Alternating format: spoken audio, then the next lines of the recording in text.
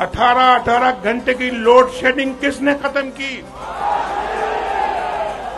उस जमाने में बिजली कितनी सस्ती थी, सस्ती बिजली।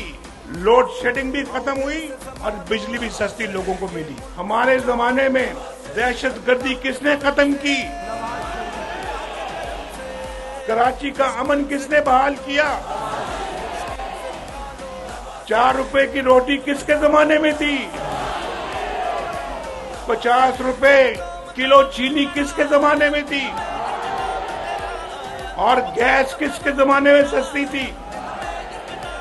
सब्जियां, दालें, आटा किसके जमाने में सस्ता था? नौजवानों को रोजगार किसके जमाने में मिल रहा था?